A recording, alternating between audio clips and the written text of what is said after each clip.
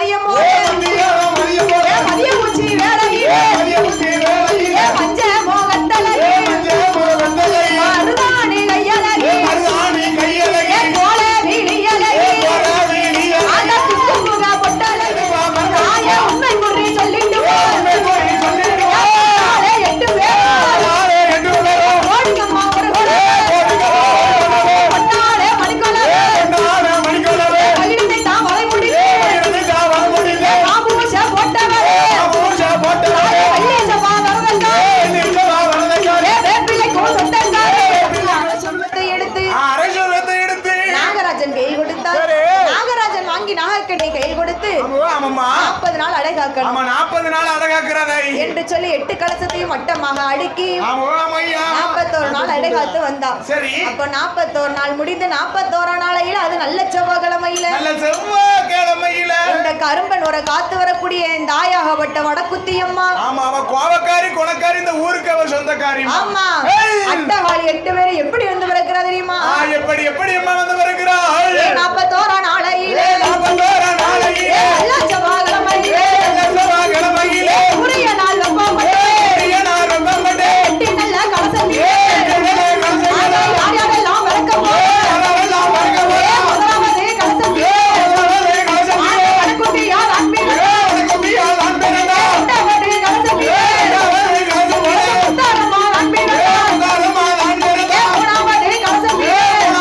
கலசம்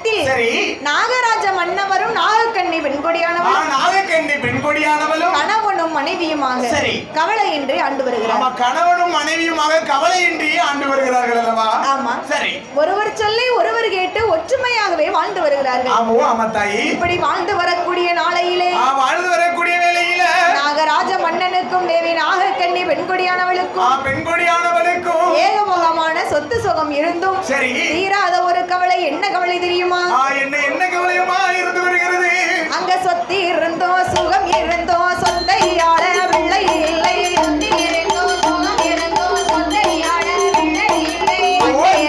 மழை இருந்தோ மண்டலை ஒன்று இல்லை. ஒரு பிள்ளை இல்லா கவலை, ஒரு பிள்ளை இல்லா கவலை, அவருக்கு பெருங்கவலை இருக்குதையா. ஐயோ பிள்ளை இல்ல கவலை, பிள்ளை இல்ல கவலை, பெருங்கவலை இருக்குதையா.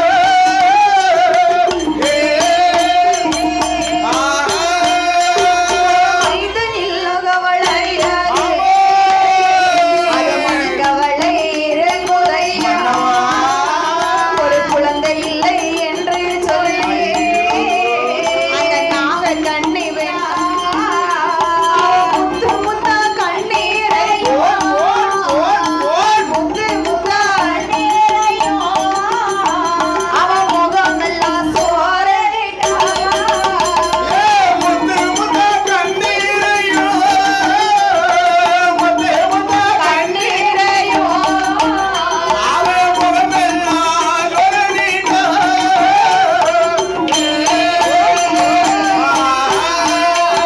அப்படி நாகராஜ மன்னனுக்கும் நாகக்கன்னி பெண்கொடியானவளுக்கும் நாகக்கன்னி பெண்கொடியானவளுக்கும் சொத்திருந்தும் சுகம் இருந்தும் சொத்தையாள ஒரு பிள்ளை இல்லை. இப்படி ஒரு பிள்ளை இல்லம்மா. ஆமா சொத்து இருந்தும் சுகம் இருந்தும் சொத்தையால ஒரு பிள்ளை இல்லை. மண்ணிருந்தும் மனை இருந்து ஒரு மதலை வரம் இல்லை.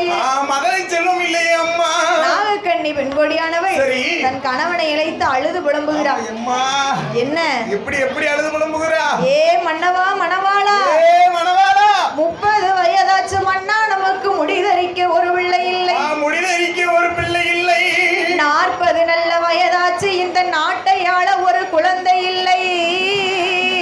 மன்னவனே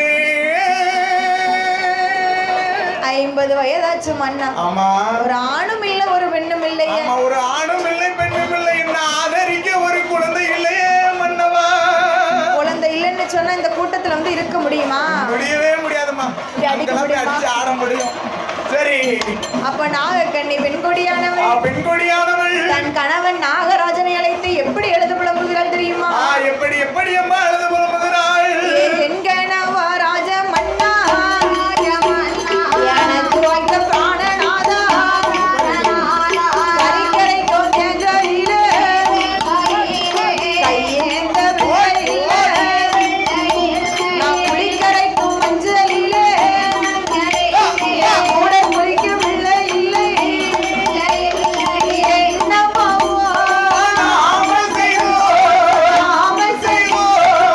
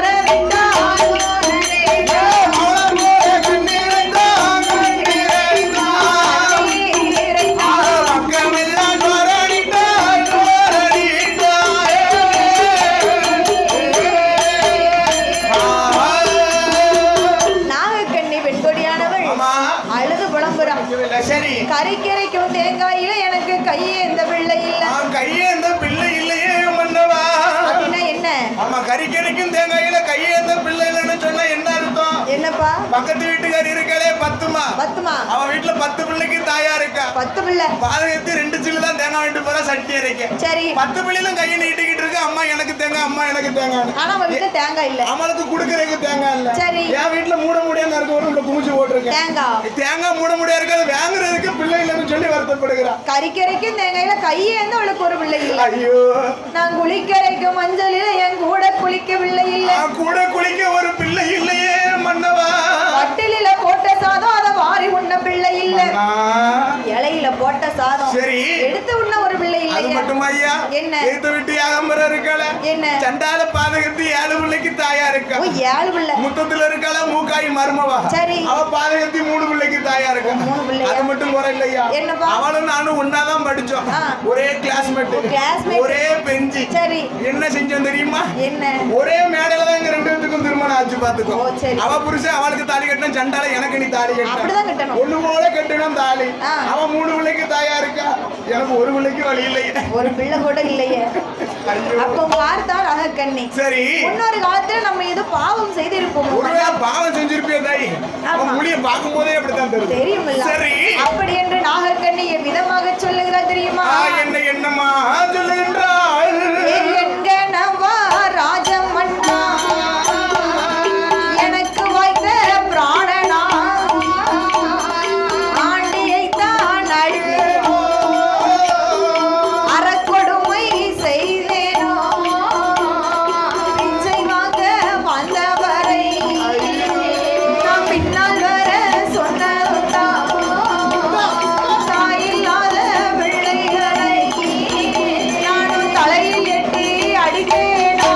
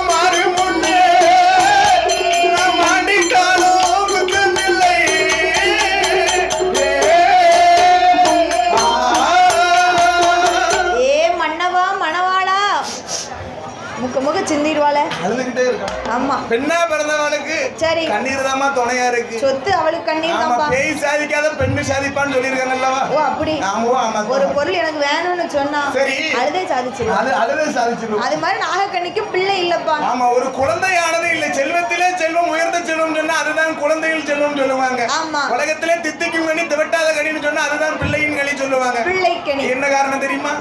8 பிள்ளை பெத்த கெடுத்து 9வது பிள்ளைக்கு மாசமா இருந்தாலும் சரி 9வது பிள்ளைக்கு பேர்கால முடிஞ்ச கெடுத்து அந்த பிள்ளை கொண்டு குப்பை தொட்டில போட மனசு வருமா. போடுவாளா. அதுவும் என் பிள்ளைதான்னு சொல்லி பொத்தி பொத்தி வளர்ப்பா. 10 மாசம் சமந்திருக்கா சரி குப்பை தொட்டிலே கொண்டு போடுவா. கிடையாதுல ஆமா அதனால உலகத்திலே தித்திக்கும் கனி திவட்டாத கனின்னு சொன்னா அதுதான் குழந்தையின் கனி பிள்ளை கனி. ஆமா எந்த செல்வம் இருக்கோ சுகம் இருக்கோ. எத்தனை செல்வம் இருந்தா என்ன. ஆமா அந்த பிள்ளையின் செல்வம் கண்டிப்பாக வேணும். குழந்தை செல்வம் கண்டிப்பா வேணும். ஆமா அப்ப பார்த்தா நாகக்கண்ணி சரி மலடி மலடின்னு சொல்லி என் மாநிலத்தால் பேசுறார்களே. இந்த மாநிலத்தால் பேசுகிறார்களே மன்னவா. மலடி வட்டம் மாறும் முன்ன நான் மாண்டிட்டாலும் குச்சம் இல்ல. கண்டால பாதகத்தி என்ன மாண்டிட்டாலும் குச்சம் இல்லையே. பிள்ளை இல்லாத நான் இந்த பூமியில இருந்தா என்ன சரி இல்லன்னா என்ன. அப்பதான் பார்த்தா சரி ஆண்டியை தான் அடித்தேனா. ஆமா அறக்கொடுமை செய்தேனா. அறக்கொடுமை செய்திட்டேனா மன்னவா. அரைத்தது ஒரு அம்மியை அலசாமல் சாத்தினேனா. கண்டால பாதகத்தி ஒருவேளை சாத்தினாலும் சாத்திருப்பான்னு நினைக்கமா. அப்படியே அரைச்ச அம்மியை என்னைக்குமே அலசாம சாத்தவே கூடாது பாத்துக்கோ. அது ஒரு பாவம். அது ஒரு பாவத்திலும் பாவம் பெரும் பாவம்னு சொல்லுவாங்க. சரி இதுக்கு தான் எங்க வீட்டுல அம்மியே கிடையாதும்மா. அம்மி கிடையாதா. ஆமா வீடு கட்டும் போது பவுண்டேஷனுக்கு மண்ணு தேவைப்பட்டுச்சு. சரி எங்க அம்மி பக்கத்து வீட்டு அம்மி எல்லாத்தையும் உள்ள போட்டு முக்கியாச்சு. எல்லா அம்மியும் போட்டாச்சு. ஆமா இப்போ எதுல அரைப்போம் கேட்டுக்கோ. எதுல மிக்ஸி இருக்கு பாத்துக்கோ. ஓ மிக்ஸி சுவிட்ச் போட்டோம்னா தேங்காய் சட்னியா இருக்கும். அது கரண்ட் போயிடும். கரண்ட் போயிடுச்சுனா எங்க மைனி தேவகனி இருக்கா பாத்துக்கோ. தேவகனி பல்லு கொஞ்சம் நீட்டிட்டு இருக்குமா. தெத்து பல்லு அடிச்சு கடிச்சு சட்னிக்குள்ள போட்டுறோம். நல்ல டேஸ்டா இருக்கும். ரொம்ப கூமா இருக்கும். நல்ல மைனி பல்ல வச்சானா சரி பாதகத்தி குத்தியது ஒரு வழக்கைய குறுக்க போட்டு தாண்டிட்டேனா மன்னவா. தாய் இல்லாத பிள்ளைகளை நான் தலையில தாய் இல்லாத பிள்ளைகளை தலையில அடிக்கவே கூடாதுமா. அது ஒரு பெரிய பாவம். ஆமா, குனிய வச்சுட்டு நங்கு நங்குன்னு குத்தணும். ஓ, குத்தலாமா? தப்பே கிடையாது. ஆமா. சரி. பார்த்தா நாகராஜ மன்னன் என்ன சொல்லுகின்றா? நாகக்கண்ணி புலம்பிக்கிட்டே இருக்கா. அடியே நாகக்கண்ணி, ஏ அம்மா பெண்ணே நாகக்கண்ணி, பிள்ளை இல்ல இல்லன்னு சொல்லுதியே. இல்ல இல்லன்னு சொல்லி வருத்தப்படாத. உனக்கு நான் பிள்ளை, எனக்கு நீ பிள்ளை. ஆமா, நாகராஜ மன்னன் சொல்லுகிறாரு. என்ன? ஏ அம்மா நாகக்கண்ணி, என்ன? உனக்கு நான் குழந்தை, எனக்கு நீ குழந்தைன்னு சொல்லுறாரு. உனக்கு ஆண் குழந்தை மேல ஆசை இருந்தா என்ன தூக்கி வச்சுக்க, பெண் குழந்தை மேல ஆசை இருந்தா நான் ஒன்ன தூக்கி வச்சுக்க. அதுக்கு நாகக்கண்ணி சொல்லுதா, என்ன? அடே பைத்தியக்கார மனுஷா, என்னம்மா? உனக்கு நான் குழந்தை, எனக்கு நீ குழந்தைன்னு இந்த நாலு சொத்துக்களை சொல்லிக்கிடலாம். சரி. இந்த மாதிரி ஒரு கோயில் கூடல போய் உட்கார்ந்துருக்கும் போது என் கூட படிச்ச பெண்கள் இன்னும் வந்து கேட்பாங்க, என்ன கேட்பா? உனக்கு எத்தனை புருஷன் இருக்குன்னா கேட்பா? கேட்க மாட்டா, கேட்க மாட்டா. ஏம்மா உனக்கு எத்தனை பிள்ளைகள் இருக்குன்னு கேட்பா. பிள்ளை நல்லா இருக்கா? அப்படி கேட்கும் போது நான் ஒரு 17 பிள்ளைய ஆம்பளை பிள்ளைகளும் ஒரு 3 பிள்ளைய பொட்ட பிள்ளைகளும் இருக்குன்னு சொன்னா எனக்கு ஒரு பெருமையா இருக்கும். அப்படி கேட்கும் போது நான் உண்மை பார்த்து கை காமிச்சா என்ன சொல்லுவா? என்ன சொல்லுவா? புருஷனை போய் பிள்ளைன்னு சொல்லி குழந்தை இல்லையா? எனக்குலாம் குழந்தை இல்ல, எனக்கு கல்யாணமே உண்மை தத்தெடுக்க சும்மா இருந்துட்டு போயிடலாம். உண்மை தத்தெடுத்து வளர்த்தோம்னா டெய்லி 10 மணி 11 மணி நடக்குது கடைக்கு. சரி. பார்த்தால் நாகக்கண்ணி பெண்கொடியானவள். நாகக்கண்ணி பெண்கொடியானவள். சரி மண்ணா விடுங்க, எனக்கு தானே பிள்ளை இல்ல. நீங்க 2ஆம் தரம் ஒரு கல்யாணம் முடிச்சா என்ன? ஆமா, 2ஆம் தரம் எங்க சித்திமா சீனியம்மா சும்மாதான் இருக்கா. அவளை கல்யாணம் முடிச்சீங்கன்னு சொன்னா சரி, அவ வயித்துல ஒரு குழந்தை பிறந்தாலும் என்ன அம்மான்னு கூப்பிடும்ல. அம்மான்னு அந்த காலத்துல சொல்லிருக்காமா, எனக்கு பிள்ளை இல்ல, நான் என்ன நீங்க 2ஆம் தரம் கல்யாணம் முடிச்சிட்டு வாங்க. வீட்டுக்காரி பெர்மிஷன் கொடுப்பா. அது பெர்மிஷன் கிடைச்சிருக்கு அந்த காலத்துல. இப்பதான் பெர்மிஷனே தேவையில்லையே. அழகு போல ஒண்ணு இருந்தாலும் குரங்காட்ட வச்சிருக்காங்க. கேட்டா செப்பனின்னு சொல்லுங்க. என்ன செய்ய தேவைப்படுது? காருக்கு டயர் 4 இருந்து பின்னாடி ஒண்ணு இருக்கா, ஒண்ணு தேவைப்படுது. பாத்தியா, பெட்ரோல் போட்டு ஓடுது, அதுக்கே தேவைப்படுது. ரத்தத்துல ஓடுது நமக்கு தேவையில்லாம இருக்கும். சரியா போச்சு. பார்த்தா நாகக்கண்ணி, நாகக்கண்ணி 2ஆம் தரம் ஒரு கல்யாணம் முடிச்சா என்ன என்று நாகக்கண்ணி கேட்கும் போது நாகராஜ மன்னன் என்ன சொல்லுகிறார் தெரியுமா? என்னம்மா சொல்லுகிறார்? தன் மனைவி நாகக்கண்ணி அழைத்து அள்ளி பணம் கொண்டு திட்டாலும், அள்ளி பணம் கொண்டு திட்டாலும், அள்ளி பணம் கொண்டு திட்டாலும், கொடுத்திட்டாலும் அழகை போல கிடையாதம்மா, கிடையாதம்மா, அழகை போல கிடையாதம்மா, கிடையாதம்மா. அதே அள்ளி பணம் கொடுத்திட்டாலோ, அள்ளி பணம் கொடுத்திட்டாலோ, அள்ளி பணம் கொடுத்திட்டாலோ, கொடுத்திட்டாலோ ஆமையா கொடுத்திட்டாலோ இல்லையா, அழகை போல கிடையாதம்மா, கிடையாதம்மா.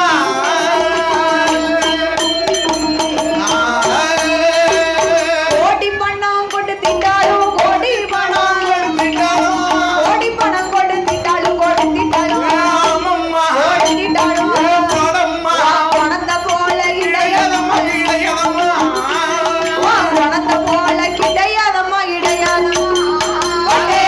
கோடி பணம் கொடுத்திட்டாலும், கோடி பணம் கொடுத்திட்டாலும், கோடி பணம் கொடுத்திட்டாலும், கொடுத்திட்டாலும் கொடுதங்கோ, கொடுத்திட்டாலும் சொல்லுதங்கோ, பணத்தை போல கிடையாதம்மா, கிடையாதம்மா.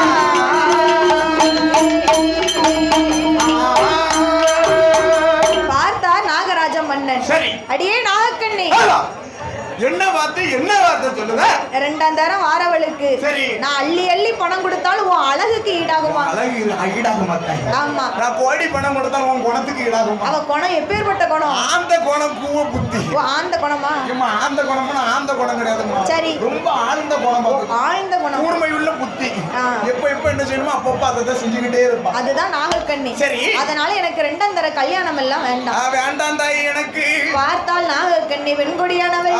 பெண்கொடியானவள் நான் உங்ககிட்ட சொல்லியும் பிரயோஜனம் இல்ல, நீங்க என் கிட்ட சொல்லியும் பிரயோஜனம். என் தம்பி ஒருத்தர் இருக்கா, நீ அவட்ட போய் சொல்லி பாக்கியா உனக்கு குழந்தை இல்லன்னு? பிள்ளை இல்லன்னு தம்பி கிட்ட சொல்லணுமா? தம்பிட்ட சொல்ல நீங்க தப்பா நினைக்காத.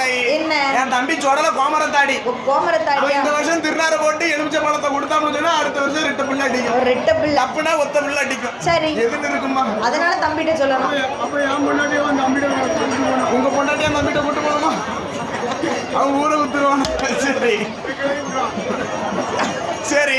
பார்த்தால் நாகக்கண்ணி பெண்கொடியானவள். பெண்கொடியானவள் திக்கற்றவனுக்கு தெய்வமே துணை. சரி, நாதி அற்றவனுக்கு நாராயணனே துணை. நாராயணனே துணை அல்லவா? வேதனை உள்ளவனுக்கு வேல் முருகன் தான் துணை. அரோகரா. அப்ப ஆண்டவனை நோக்கி நாமல் தவம் இருந்தா என்ன? சரி, அப்படியாவது நமக்கு குழந்தை வரம் கிடைக்கும். ஆமா, ஆண்டவனை நோக்கி சொல்லக்கூடியது சொல்லி பார்த்தாச்சு தாய். சரி, நமக்கு அப்படியும் குழந்தை இல்லைன்னு சொன்னா ஆண்டவனை நோக்கி தவம் இருக்கணும். ஆண்டவன் என்ன நினைச்சு பாப்போம். சரி. குழந்தை கிடைக்கான்னு சொல்லி. கண்டிப்பா கண்டிப்பா கண்டிப்பா. அப்ப நாகலோக பட்டணத்திலே தவம் இருக்க வேணும் என்று சொல்லி நாகராஜ மன்னவரும் தேவி நாகக்கண்ணி பெண்கொடியானவளும் என்ன செய்கிறார் தெரியுமா? என்ன செய்கிறார் பாருமா? சாந்து கொண்டு தரை மேலே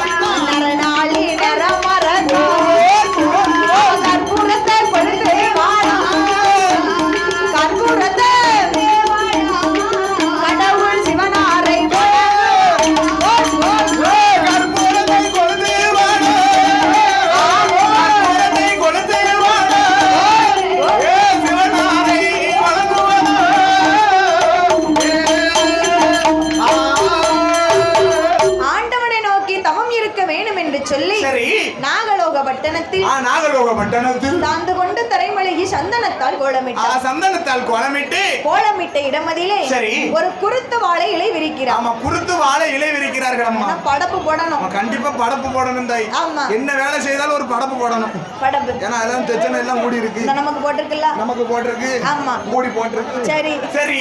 அந்த குருத்து வாழை இலை மேலே சாணி பிள்ளையாரையும் பிடித்து வைத்து. சாணி பிள்ளையாரையே பிடிச்சா? சாணி பிள்ளையார்னா சக்தி வாய்ந்த பிள்ளையார். போட்டா கிட்ட மாட்டிருக்கலாம்ல.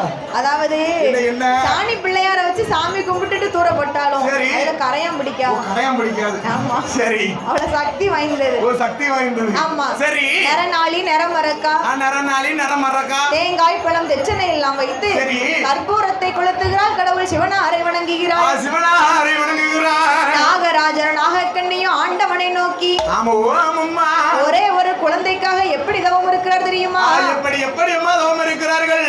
அரணை நல்ல அரணை என்று அழுதவசு செய்து வாரா.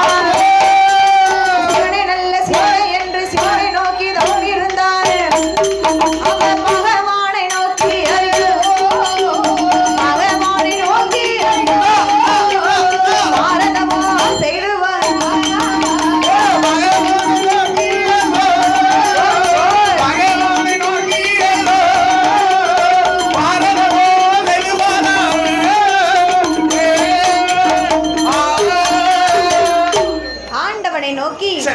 அரகரா சிவ சிவா சிவ சிவா அரகரா என்று சொல்லி அன்னாகாரம் கிடையாது. அன்னாகாரமே கிடையாது. சாப்பாடு கிடையாது. ஒரு சாப்பாடு இல்ல. 12 வருஷமா. ஆமா, சரி. ஊன் உறக்கம் கிடையாது. உறக்கத்தை மறந்து பல வருஷம் ஆகி போச்சு தாய். நாமலாம் சரி. யாரு? நாகராஜ மன்னனும் நாகக்கண்ணி பெண்கொடியானவள். ஆமா, சரி. அடிக்கக்கூடிய காற்றை ஆகாரமாகவே புசித்து காத்து அடிக்கும்ல. சரி, வாயை கொஞ்சம் ஓபன் பண்ணிடுவாங்க. ஆமா, காத்து உள்ள போடுச்சுன்னு சொன்னா அதுதான் அவங்களுக்கு அன்னாகாரம். அதுதான் ஆகாரம். ஆமா. இப்படி 12 வருடம். ஆமா, 1 வருஷம் 2 வருஷம் கிடையாது. 5 வருஷம் 6 வருஷம் கிடையாது. 6 12 வருஷம் தாய். 12 வருஷம். ஏங்கப்பா, 12 வருஷம் ஒரே ஒரு பிள்ளைக்காக. ஒரு தம்பதிகள் 12 வருஷம் ஒரே ஒரு குழந்தைக்காக தவம் இருக்கிறார்கள். ஆமா, 12 வருஷத்தை ஒதுக்கி அந்த குழந்தை கிடைச்சே தீரணும்னு சொல்லி தவம் இருக்கிறார்கள். சரி சரி. அப்போ நாகராஜர் நாகக்கண்ணியும் தவம் இருக்கக்கூடிய வேளையில 12 வருஷம் ஆகியும் ஆண்டவன் நம்மள கண்ணை திறந்து பார்க்கலையே என்று சொல்லி எப்படி எப்படி அழுது புலம்புகிறாள் தெரியுமா? எப்படி எப்படி அழுது புலம்புகிறாள்? ஆண்டவனை பகவானே சம்போ சங்கரா, சம்போ சங்கரா, அடியா செய்யும் தவத்தை பாரோ, அடியா செய்யும் தவத்தை பாரோ. ஆண்டவனே பகவானே சம்போ சங்கரா,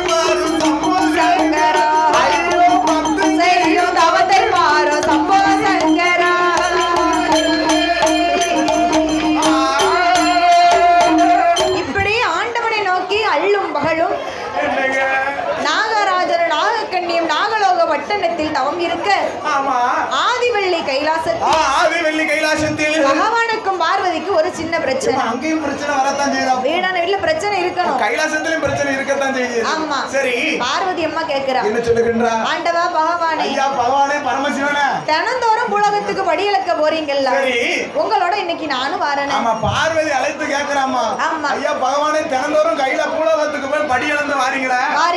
ஒரு நாள் நானும் உங்க கூட வருகிறேன்னு சொல்லுகிறான். ஏ பார்வதி, நான் பூலோகத்துல அவரவர் செய்த பாவ புண்ணியத்திற்கு தகுந்தபடி ஒருத்தர கூணா படைச்சிருப்பேன், ஒருத்தவங்கள குருடா படைச்சிருப்பேன், நொண்டி சப்பானி இருக்கவே இல்லாதவன், பணக்காரன் ஏழை எல்லாரையும் படைச்சிருப்பேன், பிள்ளை இருக்கவே பிள்ளை இல்லாதவன், இப்படின்னு படைச்சிருக்கேன்.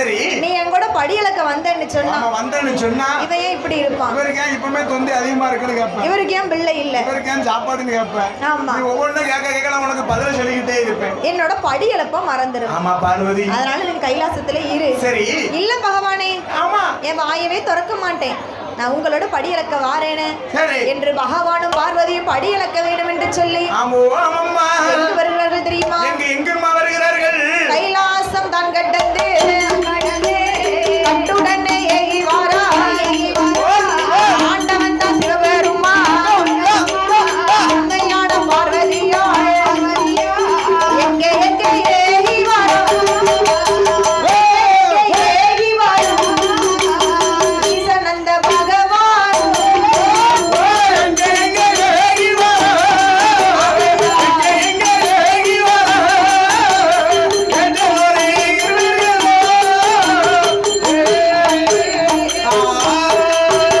பகவானும் பார்வதியும் படியளக்க வேணுமென்று ரதத்துல ஏறி வராங்க. ஆமா, சரி, படியளக்க வருகிற போது படியளக்க வரக்கூடிய வேளையில பார்வதி அம்மா அங்க ஒரு அதிசயத்தை கண்டுட்டா. ஆமா ஆமா, என்ன பார்க்கிறார் வாருங்கள், அம்மா உமா பகவதி பார்மேஸ்வரி. சரி, ஆண்டவா பகவானே, ஐயா பகவானே, ரதத்தை நிறுத்துங்கள். சரி, அங்க யார் இருக்கா தெரியுமா? யாருமா வருகிறா? நாகராஜன் நாகக்கண்ணி ஒரு பிள்ளைக்காக தவம் இருக்கிறார். அந்த தவத்தை அறிந்தால் பார்வதாதேவி.